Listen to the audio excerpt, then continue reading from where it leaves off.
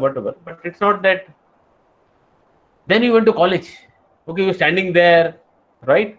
And some girl looked at you or boy looked at you. Okay, and people, the friends around you said, "Hey, you're handsome, yeah." Or if they did not look at you, okay, or beautiful, right? Or if that girl or boy did not look at you, then your friend said, "Hey, tu average hai re. You're average. Who look at you, man?" That day you got another physiological belief that I'm handsome or I'm average. Who can decide when how is somebody handsome or not, or somebody is beautiful or not, right? Demographic belief. Then you went to college, you have to fill up the forms. Imagine this, okay? And you ask your parents, oh, there is something called as caste. What is caste? So somebody's father said, oh, we are Brahmin here. Somebody's father said, we are OBC scheduled caste. Somebody's father said, we are backward. Till that time, life was absolutely okay. You are playing with all the friends. But that day, new belief got created in somebody's language. I am backward. Now you only sit and think, what does backward mean? Somebody said a word, and that day new belief, acha, I am backward. Oh, we are backward. Oh, okay. Otherwise, that word had no meaning. Right? It got created in the language. Behavior belief. Then you started working. Okay, somebody said, hey, aggressive. What an aggressive guy here. Somebody once or twice you must have been aggressive. Slowly you adopted that belief that I am aggressive. People are scared of me. So I have to be like this only. If I say like this, I get a lot of respect. Somebody who was empathetic said, I have to be empathetic to people. People like that. He continued being empathetic because somebody created in the language, right?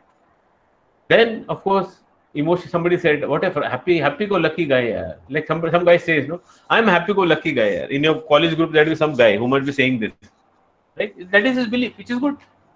But somebody might say, "Yeah, pata nahi yaar." Like in your group only, you might look at somebody and say, "He's a frustrated guy, yaar. All the time frustrated only." Right? Now all of them are thinking of that friend also. No? Now slowly, what has happened is it's all created. The guy comes to know you've spoken about him like that. Now slowly, he accepts that. Oh, maybe I'm frustrated. Yeah, I'm depressed type. Then he starts staying away from people. Like I said, what you believe, you start saying, and then you start getting actions. Slowly, he starts saying it with everybody else. He starts behaving frustrated all the time. Right. So what that means is, God gave you a clean canvas so that you can paint whatever you wanted to paint. But as you're growing up, people came by and just splashed paint all over the canvas by saying things like, "You're not good enough. You can never be rich," right? Things like that. And we accepted that paint. And we allow them to do that most probably because they are people close to us, family members like mom, dad, uncle, auntie, brother, sister, close friends, and all that, right? So the influence of environment has been very big. So as you all guys grew up, right now you're at a very perfect age to do away with all the limiting beliefs. Just dump it. Okay, you can do that. I'll show you some technique also how to do it. So you can do that right now. Like for example, I tell you, how did you get your mother tongue? Influence of the people around you. Right? They were speaking that language, so you picked it up. Right? So you have to look at the people in the environment, very important, right? And for that, I'm going to give you an example. The first thing you have to ask yourself is who am I surrounded by? Right? Like how much time do you spend with those kind of people? How are they impacting me? Second question. Okay. Like how are they making you do things? How are they making you be? How are you making them? How are your behavior changing because of them? Right. So first question is who am I surrounded by? Second is how are they impacting me? The third is am I fine with it? Okay, these people are impacting me in a certain way, but am I fine with it? Like you have some friend in the college, not your college, but I'm just giving an example. Come to know that he's having drugs, but otherwise he's a nice guy. Okay. So question you have to ask yourself, how is this guy impacting me? Are there a chance that tomorrow he also drag me into it? Right? So I'm going to give an example of how to filter these relationships, right? And the three way to do is, since we are in the world of in the age of technology, I'm going to give you this example. So suppose you have a phone and you have a limited connectivity with it. Okay, what would you do?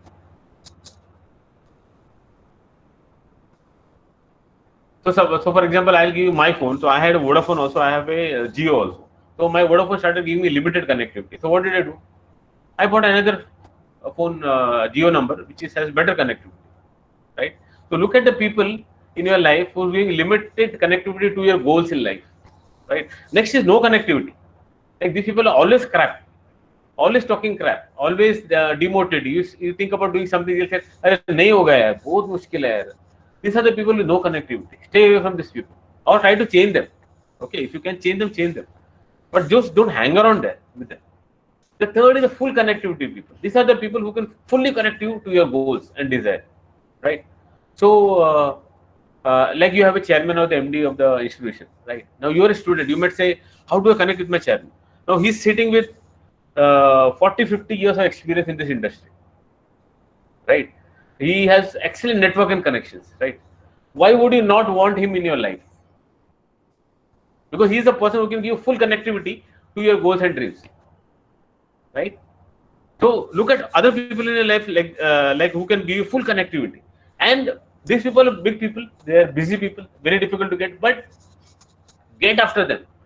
Meet them at events here, there, whatever you can. Share knowledge with them, learn from them. Because all these people love to give knowledge because they have earned so much, right? So if they come to know your intention is to get knowledge, they will always share with you. But have these people in your life, the full connectivity people, right? So I'll tell you one gentleman who was pursuing a very senior coach in Australia. So I connected him on LinkedIn and he didn't respond for 3 months. I used to send him nice articles on LinkedIn, okay, on his personal chat. My videos also on LinkedIn. So finally, after 3-4 months, he connected to me and he said, "Ravi, I'm very sorry. I've been very busy, so I don't look at LinkedIn messages and all that." Then we connected a little bit. Then he again was busy, but I kept sending emails, materials, a lot of good, interesting stuff. Not just saying, "Hello, sir, how are you? Hello, sir, how are you?" I started sending a lot of good stuff. After 6 months, finally he said, "Ravi, I have a good training assignment coming up in India, okay, for a very senior industrialist who was connected with me. Why would you like to partner with me? Because the kind of material which you sent to me till now has been absolutely brilliant. So I feel you have a lot of credibility there." I said, "Fine." But see what happened for 6 months. This is a person I know who can give me full connectivity in the coaching business, right? So I went after him, and finally after 6 months, when he came back to me to help me, he came with a very big offer. So any of these people whom you connect with, you have difficulty in connecting with them, you'll have difficulty in maintaining a bridge. Don't worry, keep doing it, right? Very important. So keep asking this question: with whom should I get around who can provide me full connectivity to my goals and dreams? With whom would I like to spend time who can have positive influence on my life? I'll tell you one quote from Jim Rohn. Jim Rohn says, "You are the average of the 5 people with whom you spend time with." Your level of thinking and your mental abilities is an average of 5 people you spend the maximum time with. So think about the 5 people you spend maximum time with. That is, you're just an average of that, right? So let's look at how to change limiting beliefs. Okay, so I'm going to introduce you a method called the table-leg method.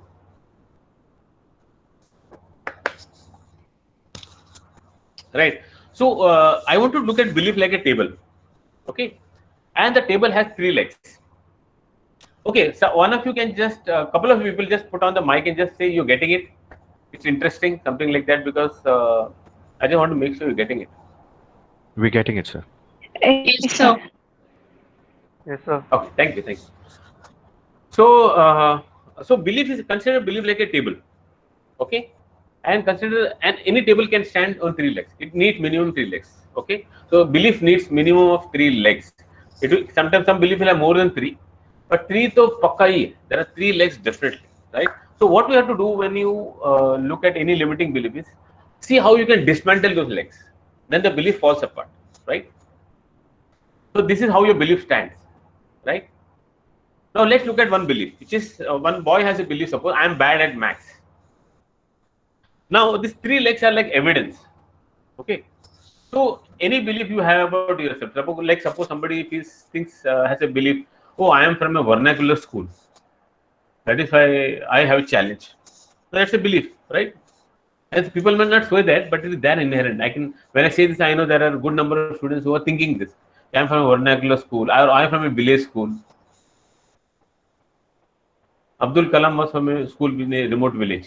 Now, nothing better than that, right? I mean, he can do it, you can do it. It's a matter of belief. That's it. So suppose this, we take this example, this boy has a belief, I am bad at maths. So evidence is, I did not, how did he get that belief? The first evidence is, he did not score well in a couple of tests.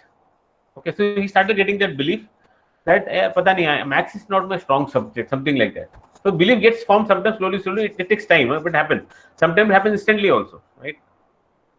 Second evidence, the teacher said in the class, please don't try maths as a career, boss, you do anything else, but please don't do maths.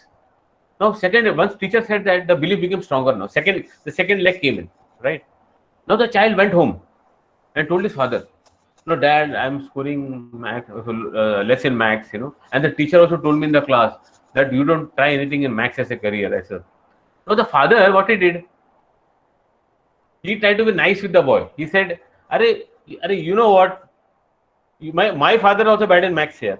I was also bad in maths. Apne genes mein re. It is in our genes. Now, father said that to probably make the son not feel bad, right? But the child got the third evidence that it is in our genes. अपना पूरा family में कोई maths में अच्छा नहीं. Now the belief has become a solid belief now, right? So how do we dismantle this now? First, you have to find out the payoff. Remember that anytime you hold on to some belief, it is only because you get a payoff.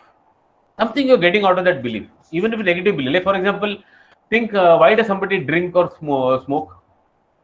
Because he believes there is some payoff which he gets. Like he feels relaxed, or he feels nice, he feels the problems are disappearing, whatever. I don't know, right? But he's getting a payoff. So we have to identify the payoff which you're getting, right? So the payoff here is a good excuse for scoring low in maths. So next time he's scoring low in maths, he doesn't have to bother because daddy to kuch bolega nahi.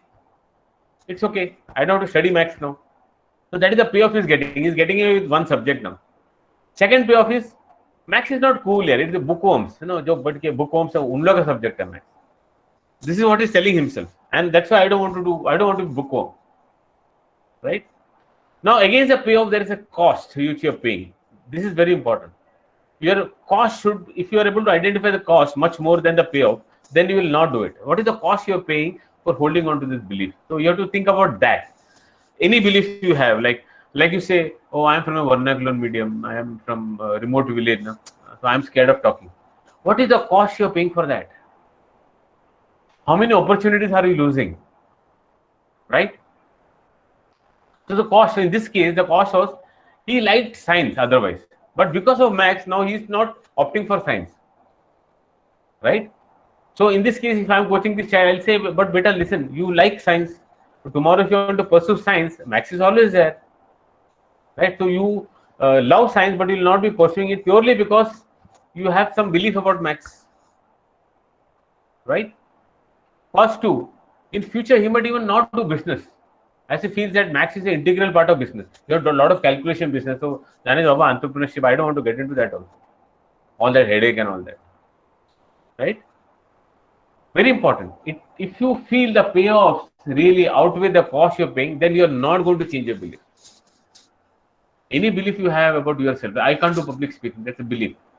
Look at all the three evidence you have. Okay, maybe in childhood you must have seen somebody raising their hand and people making fun of them, and you said, "Nahi, Baba, I don't want to do it." Whatever. And there is some payoff which you'll be getting. That headache nahi to prepare the speeches and all that. I don't want to do that. But now you look at the cost. Going forward, if you don't do public speaking, get on the stage and talk to people, you need to address that. You need to bring out your ideas on a lot of platforms. If you don't do that, then how is this belief going to cost you? Of course, there is a trouble of preparing yourself and all that, which you are avoiding right now, right? But what is the cost you are paying? Remember that. So if you are able to identify that emotional payoff, all these payoffs are emotional, okay, and you feel that much less as compared to the cost you will be paying, you will do whatever you want to change the belief. So let's see how we can do this in the same example. So what we'll do, this is something called as reframing your evidence. Okay. So first evidence he had was, I did not score well in the last two tests. We'll reframe that evidence. Maybe I did not study, or I did not pay enough attention in the class. Not that I'm bad at maths. I did not score well in the last two tests because maybe I did not study or I did not pay enough attention in the class. Now, when you say that, when you reframe the evidence, it becomes easy for you to digest it. Evidence 2. Dad said it's our genes. Even I was bad at maths. You can just laugh it away. Something like this cannot be hereditary here. Come on. Maybe you didn't take interest in study, but this cannot be hereditary here. Right? Evidence 3. Class teacher said, please don't try maths as a career. Now, when you reframe that, did she mean that I am good at all the other subjects as compared to maths? See, that was the meaning probably.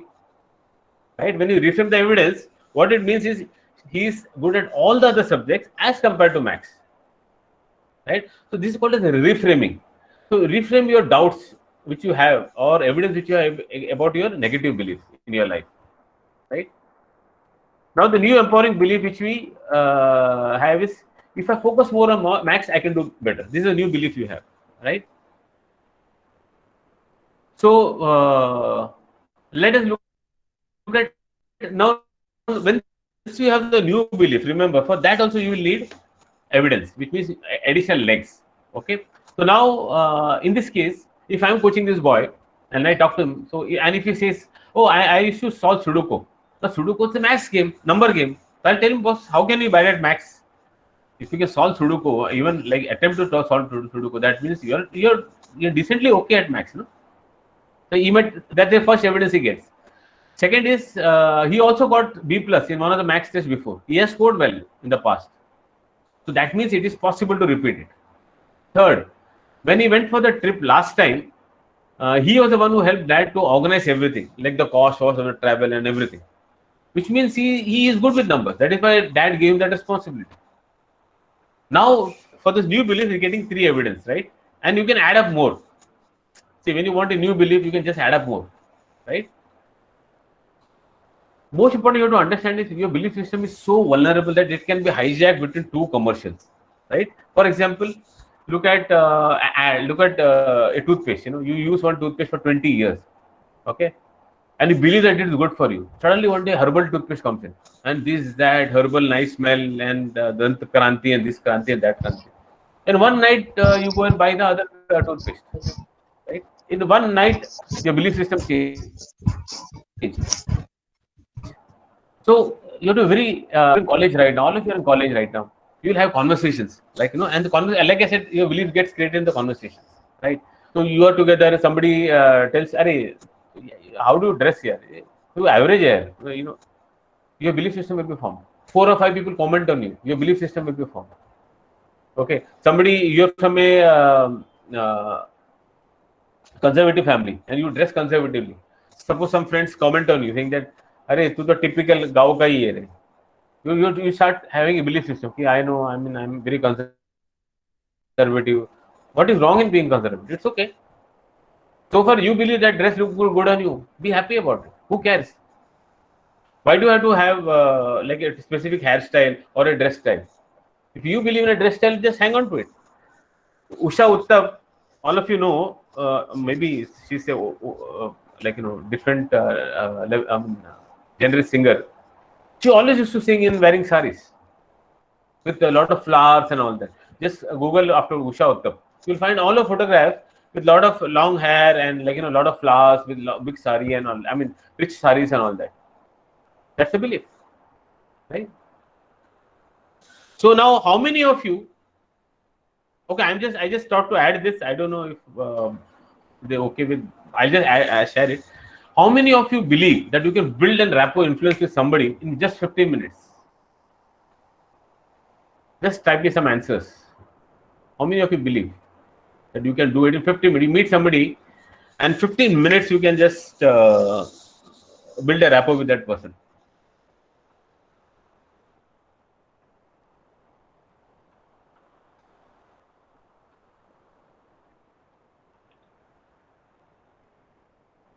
How many of you think?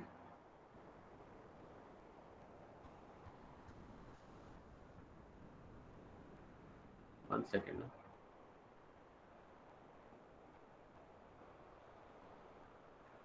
That PPT disappear somewhere. I don't know. One second. So this is called as the art of influencing, right? And I'll share with you some details in case.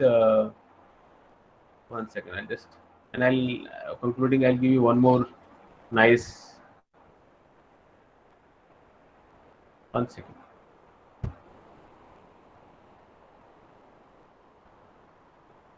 Right. I saw a lot of yes and no. So this is a specific art which is the super successful people use, right? And I'll tell you if I'll just share this thing with all of you. How many of you want to develop a belief that you can impress and influence your clients, stakeholders within first 50 minutes of meeting them?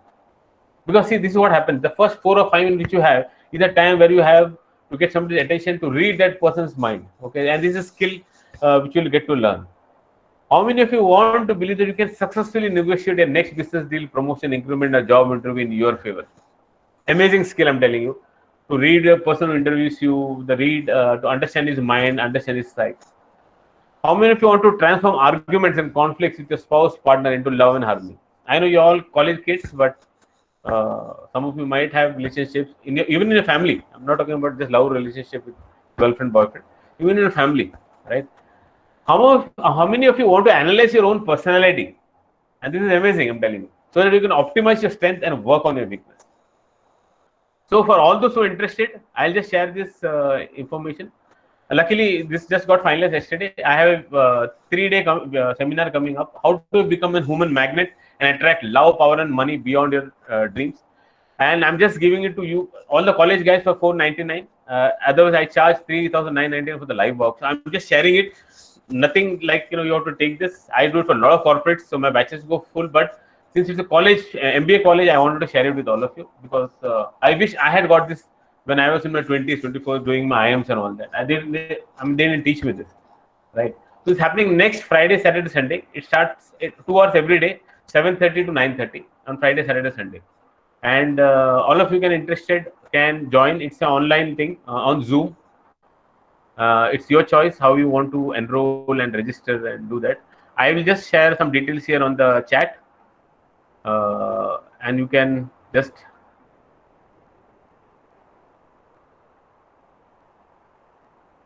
take the benefit of it.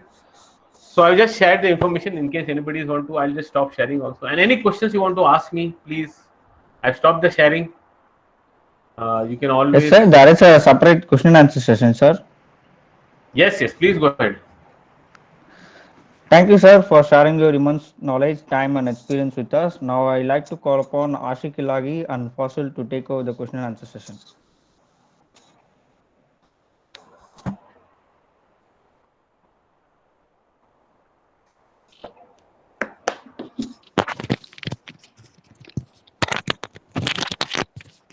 Thank you, Mr. Good morning, sir. Myself, Ashik. It was really a Hi, wonderful session, sir. Thanks for sharing. I have a few questions. Shall I, sir?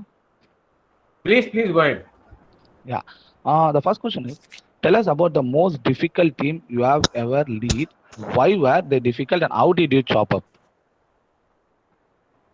I'll just rephrase this question. What you're asking me is, tell us about the most difficult team you led. Yes, sir. And how did I handle? Okay.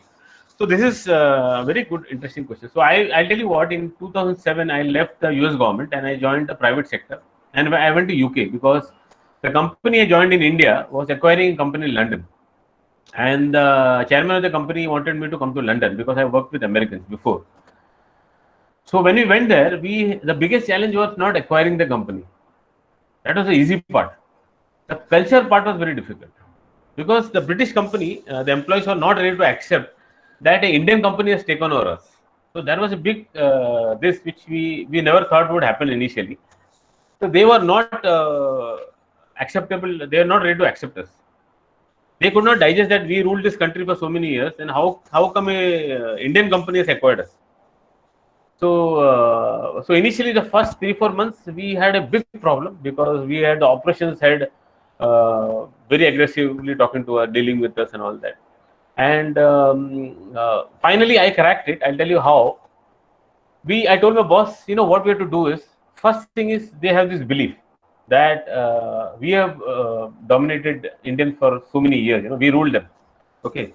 Second thing, they are whites. They had probably had this in mind that we are black and they are white or whatever. The third is they always believe that they knew UK market better than us, which is fact. We didn't know the UK market. Okay, we at least they knew more than us, definitely. And I said the mistake we were doing in the beginning was the moment we took over this company, we started asking them send reports in this format and that format. This is our format. So they suddenly started feeling uncomfortable. So what I told my chairman is what we have to do is let them do the business the way they are doing right now. And what we'll tell them is you send the report which you create normally. Don't send it in our format. The first step that gave me a lot of ease. They said, okay, acha, they're not changing anything.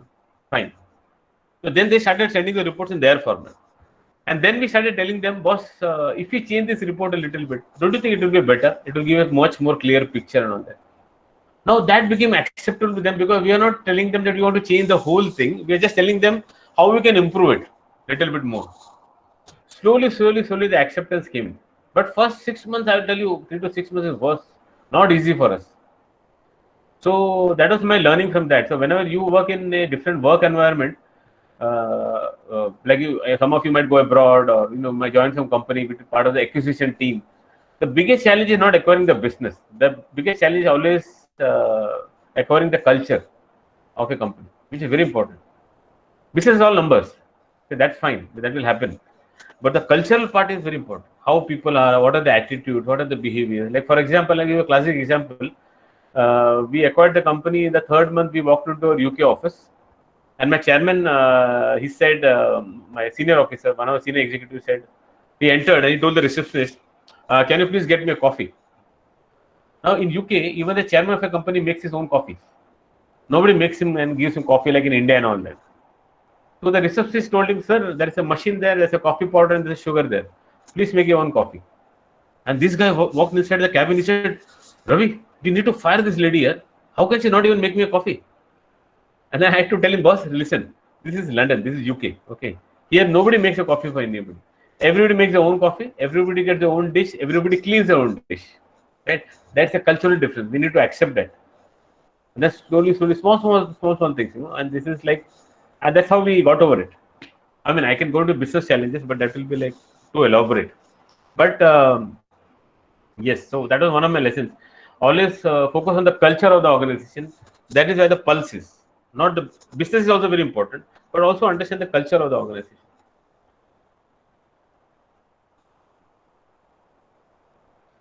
So that was from my side. Anything else? Yeah, please ask. Yes, sir, that's wonderful answer. And the second question, sir, us about a time when you had to think outside of the box, complete the task, hear your success.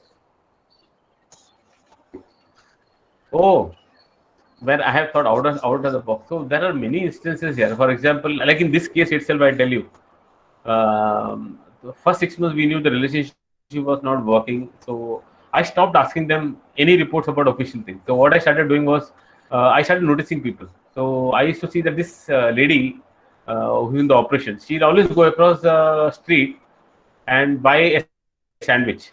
Okay. And I knew she had a specific tuna sandwich which she likes 2-3 times a week. So I used to go, next time when I went for lunch outside, I bought her a sandwich myself. And then she of course paid me the money. So this is not really out of the box, but I'm telling you how to deal with people, right? And we did that. Slowly, she started bringing sandwiches to me. And then we actually started gelling, and slowly the whole organization came together. So it starts from very small things which you have to do. Another thing, thinking out of the box is always look out for details. Very important.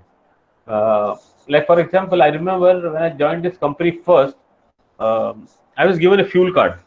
Oh, no, I don't know many of you if you know this. So we get a fuel card at the petrol pump in which you have to deposit money, right? And what used to happen is whenever I used to go to the fuel stations, sometimes my organization, the admin team, they used to forget to put the money in the fuel card. So what used to happen is I'll go to the fuel card, I'll fill petrol of 3,000 rupees, I'll put the card will not work, then I have to pay from my pocket. So what I thought one day, let me go and first check the card. So I went to the petrol station and I told them, first you swipe the card for 3,000 rupees. He swiped the card. Luckily the money was there. He got the money. Achha, now he started putting the fuel. Unfortunately, in my car there was already half tank full. I didn't notice that. So when he reached 2,000 fuel, he said, sir, your tank is full. So I said, oh my God, you already swiped 1,000 extra, 3,000 rupees. So he said, don't worry, sir, I'll give you cash. I said, okay, if you can give me 1,000, and we had some 250 vehicles across the country. I said, this is a big opening for pilferage in your organization. If this is happening and he is giving me 1,000 rupees cash because he has to level his records or whatever, that means there is a huge chance of pilferage, right? You won't believe, I started working on that thing to find out how all the vehicles. I started asking all the across the country. I want the mileages of all the vehicles. How much? And we used to have Mahindra Jeep all across the country because we are in the security business.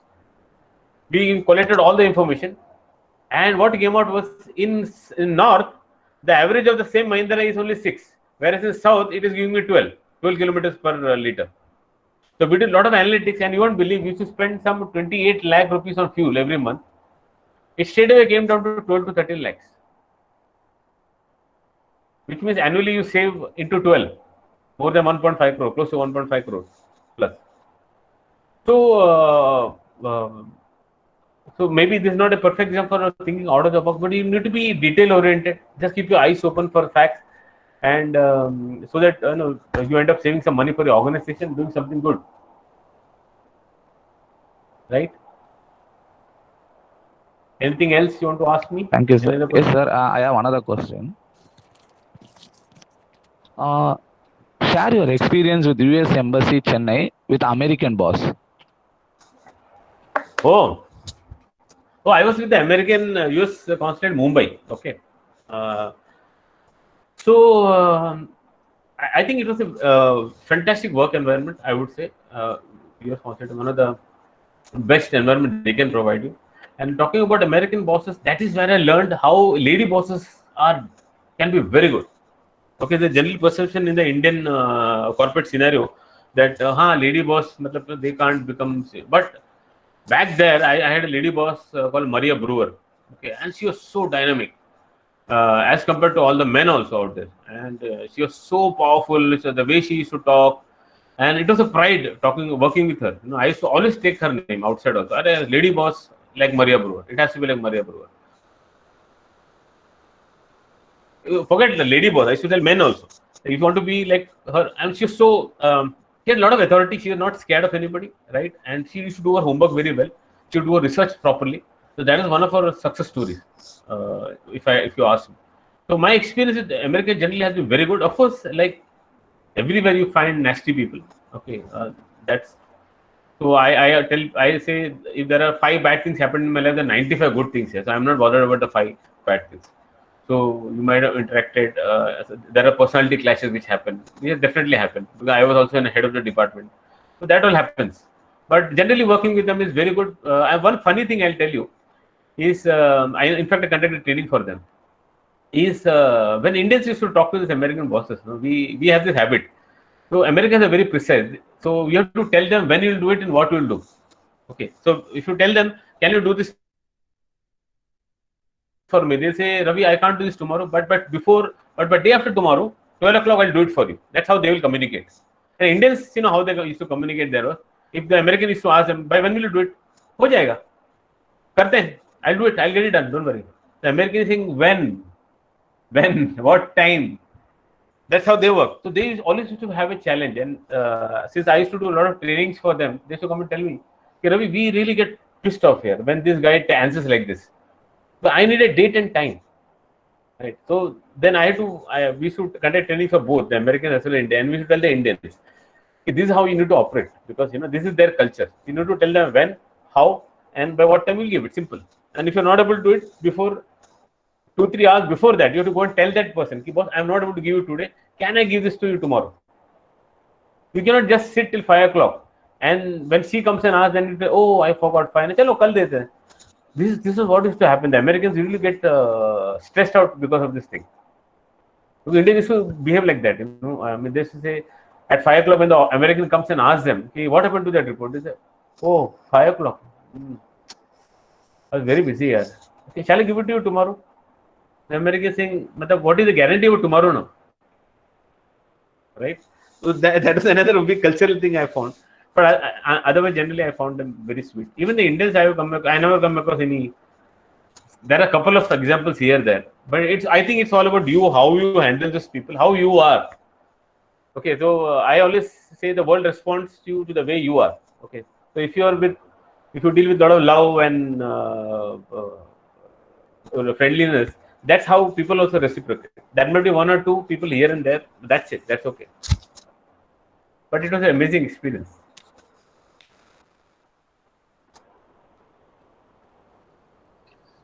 And next question is, how to handle jealous people, sir? How to handle jealous people? Why do you want to handle jealous people? Because see, the guy who is jealous, no, he is suffering, not you. See, jealous people ka problem kya, I'll tell you. They drink the poison and they feel the other person should die. The whole time they're burning that, see, jealousy, and there's a separate topic I do on that, jealousy. Jealousy is basically, a feeling where you have something which they don't have. When you have something which they don't have, you feel jealous about it, right? So the fact is, you can handle yourself if you're feeling jealous about it. And the fact is, you have to ask yourself is, see, having a BMW might not give you fulfillment. So there is a big difference in what people think between happiness and pleasure, Fazil. So there is a big difference. I tell you what, buying a BMW is a pleasure. It gives you pleasure. Pleasure is always short-lived, right? Having a family in that car with you, in that BMW, or your close friend, that gives you happiness. But we interpret it as a BMW will give you happiness. But if the friends are not there with you, it will not give you happiness. It will give you pleasure. And pleasure is always short-lasted. It doesn't survive for long. So many a time, people who are jealous are desperate for pleasures, which you have. Suppose you bought a car, a full safety car, and you want it because your family is there. You want them to save in that good car, BMW car, whatever. So because that gives you happiness. Somebody who looks at you will feel lack that thing in their life, and for him it is pleasure. He wanted BMW because he wants to show you that even I can buy a BMW, right? And this pursuit will never end for him. I'll tell you a small story if you have time. This is called as, and I'll tell all of you to try and not become member of the 99 Club. Okay. How many of you are members of the 99 Club? Please type yes, yes. Or you don't think you are not member of the 99 Club? You don't know what the 99 Club is, no? It's okay. You answer me afterwards. So there is this king who's standing in this palace. Okay. And he sees that Dadwala is cleaning, and he's singing and all that, that. So the king calls his minister. He says, "Yeah, I have so much of money, so much of wealth. I'm so rich. I own a kingdom, and I'm sad here." And this guy, look at him. He's like singing. So the minister says, "Sir, he's not a member of the 99 Club. That is the problem." So king says, "What is this 99 Club?" He said, "Okay, I'll show you." So in the next day, early morning, what this minister does, he goes to that man's house, that poor man's house, and he keeps a pot of gold outside with 99 coins. Okay. So this man comes out in the morning out of his hut. He looks for that coin. He's very happy. He goes inside, starts counting. He said 99. He said, "Yeah, 99 kaise ho sakta hai? Somebody must have dropped that one gold." He goes out. He starts searching here, there, everywhere in the forest. Here, there. He's looking for tracks. Who must have walked from here? He must have dropped it on the way. He's searching. He's not able to find that one coin. That day he doesn't go to work now. Okay, the king is standing there. He asks the minister, "Today he's not come to work." The minister said, "Now he's a member of the 99 Club. Now we see what happens." Next day he tells his wife, "Where is that one coin? It definitely has to be there here." Now that wife says, "Okay, then I'll also come with you." She also leaves her work. She says, "I'll search with you." The next day morning, whole day, night, they're searching. They're not able to find that one coin. Third day he comes there, and while he's cleaning, he's not singing, nothing. He's very sad. So the king calls the minister. They said, yeah, now this guy is so upset. But now he's a full-fledged member of 99 Club. Right. So now he's not valuing that 99 coins he has. He's after that one gold coin. So my request to all of you, don't become the member of the 99 Club. Sure, sir. And I have another question, sir. When was the last time you have faced an unexpected setback and what happened, sir? Oh, almost every time, yeah. I mean, it keeps happening. Unexpected. See, I tell you what. That's a good question also. And that is my request to all of you also. There's nothing called as failure. There's nothing called as failure in this world. Okay. Failure is just a feedback. So, for example, you're doing a long jump. Okay. So, you came running like this and you jumped. Okay. You covered 3 meters. Okay. You wanted to cover 5 meters. So, did you fail? No, you didn't fail. You got a feedback. The feedback is, if you take a bigger run up, you come from little bit further, you can cover 2 more meters. So if you take it as a feedback, now what happens? You will go further behind and start running. Now you will cover 5 meters. But if you take it as a failure, you say, yeah, I don't know, yeah, I failed here. I did only 3 meters here. Now you have taken all the guilt on yourself. And now you are not focusing on the real problem, which is your action. So I and you never fail. Our actions fail. I and you never fail. Our actions fail. So anytime you talk about failure, look at the action. Just correct the action and your thing is done. So I have unexpected things, but I always focus on the action. I never fail. So like just before the session was starting, you won't believe my internet was not working. And I said one thing, I never fail. My actions fail. So what was my action? Either my internet was, there is a problem with the internet, something happening externally, I can't do that. So what I did, I told my son, I took my phone, I take all the hotspot ready.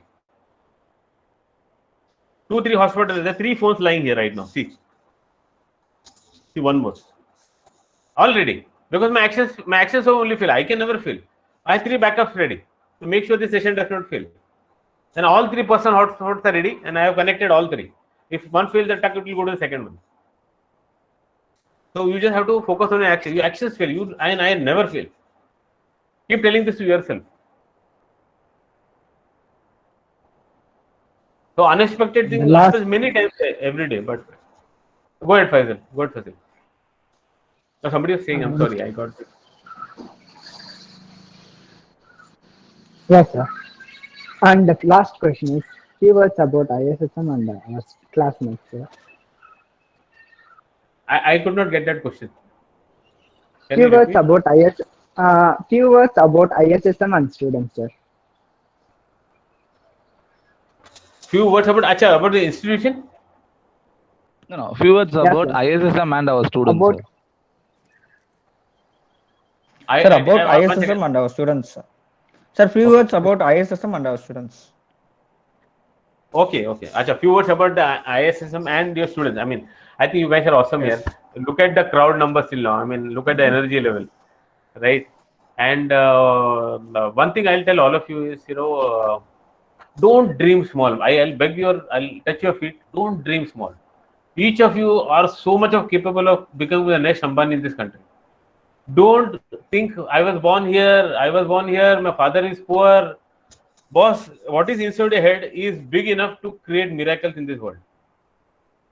And you are one of the best institutions. And I'll tell you, don't come here thinking what the institution will give me. Think what you can take from the institution. This is the biggest mistake which people do. When they join the institution, I've seen, I have been at IIMS Lucknow, okay, and there are some dumb guys. And I'll tell you why I call them dumb. Not because they're not intelligent. Because they came to IIM asking, what will IIM give me? And IIM has so much of knowledge. They can give you anything. You ask yourself, what are you going to take from IIM? So I went to IIM to take from there, not to see what IIM is giving me. So I took a lot of things from IIM. IIM gave me this much, but I took this much. So you are a wonderful group of young guys who are organizing all this. To tell you honestly, not many colleges are doing it. I do almost every weekend for some college or the other. Okay, but mostly I've seen schools coming in, not colleges, and I'm surprised a bit. Management college not doing it because that is where you need, So just after this, I have a school where I have 300 teachers, and I love to teach teachers because when I was learning, they pinched me a lot. So now I love to teach teachers now. So that is my favorite on weekends. I pick up some school, I train the teachers because that's what. But you're in a great institution, great group of guys. Don't try to grow alone. Okay, try to grow with a group. This is one mistake which happens to a lot of people. They feel they can do a lot of things alone. I would suggest grow in groups. Find like-minded people. If you want to do business together, find people who are interested in doing business. Start making plans. How we can work together, right, and create something big. Because everybody has different brain, different expertise here. So somebody will be good at finance, somebody will be good at marketing, somebody will be good at. So right now here itself you can form an entrepreneurs group, okay, and you have right people sitting on top to guide you how to do that also, and a lot of industry guys coming in to help you also. So create a dream that before you go out of this college, you have a business plan ready to start something. Not I'll go and then work and after 5 years I will start. You can do it right now. Get hungry, get greedy, and as a group attack the market because the market is of youngsters. You guys can take the risk now. Remember this. After 10-15 years, what will happen is once you get married and stuff, then all that pressure comes in. Now how will I do it? This, that. Right now you are young, you can take all the risk you want. Even then you can take it. I'm just saying. So don't limit yourself to anything. Okay. Thank you, sir. And one last question from my side. Share a few words in Tamil, sir. The voice broke. No. Share few words in Tamil. Oh I have seen throughout the session you have share some points in Hindi, so I want to speak in Tamil too, sir. Enna solre? That is the only thing I know. So I go to almost all. I go to Sabarimala every year. This is my 19th year. So I cover every state 1 year. Like Tamil Nadu, I've done almost. There are no temples I have not done. I do Karnataka, Bangalore. Andhra. Every year we pick up one state. We'll do 15 temples, 10 days trip. Then I fly to Kerala or train to Kerala. Then I go to Sabarimala. So Tamil Nadu, there's no state I have not come to. Last year we went to Kashi also. First time we went to North. So my knowledge about Tamil is that much only here, and it's a beautiful language. So I don't want to say anything wrong. The guys are very smart. I should have prepared some Tamil here. It just strike me. It's good to hear some Tamil words from your mouth, sir. It's really great. I want to ask my guys. Do you have any question to ask, sir? Guys, are you there? Guys, have any questions? Yeah, I have one question, sir. Yeah, go ahead. Yeah, Dilli. Sir, how possible it is to change our belief systems through certain affirmations, sir? Yeah, Dilli. Raja, can you please repeat? Sir, how possible it is to change our belief system through certain affirmations? Can somebody repeat? I think his mic is a problem. So if somebody understood, can you repeat that question? I'm not able to understand his question. I heard belief system. But post your questions in the chat box, no? Samshid, post your questions in the chat box, maybe we can take it. Best. Yeah, please chat. Will you post in the chat box, no? Just type it quickly, yeah.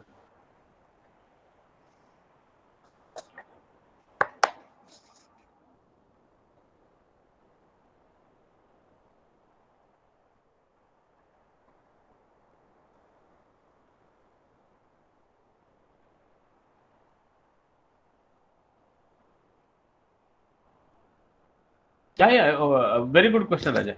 Yes, affirmations work.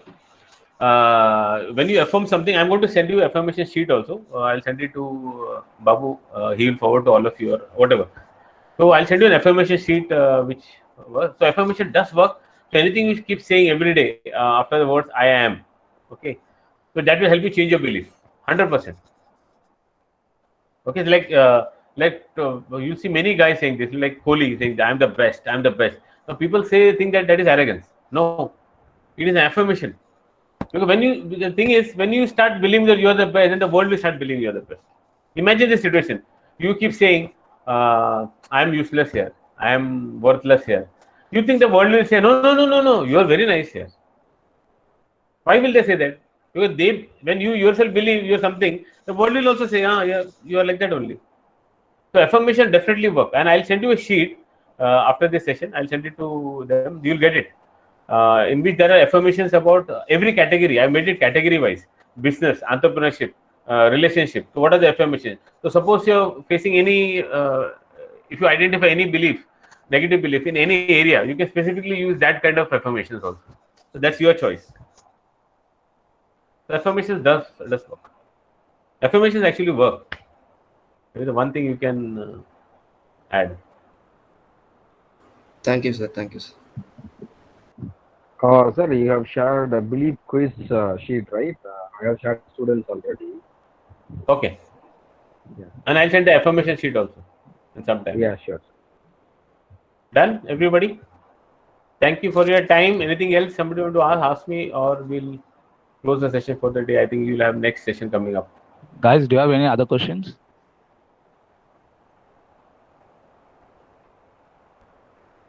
I think no questions from our end. No, Ashik. Thank you, sir. Thank Okay. you, everybody. Lovely crowd. Okay, thank you so much, sir. Thank you, sir. Thank you. Bye. Thank you, sir. Thank you, you sir. for Thank you, sharing your thoughts. Thank you so much, Thank you for sir. sharing. Thank you so much, sir. Hello, Ravi sir. How are you? Thank you. Sir, this is Ranjit. How are you? Hi, Ranjit. Arey, sorry. All well. How are you? I'm doing good, sir. It's been like almost 2017, I believe we met in Mumbai. After that, we are meeting Right. once again. You become more handsome. That's why I didn't recognize. Not at all, sir. Not at all like you, sir.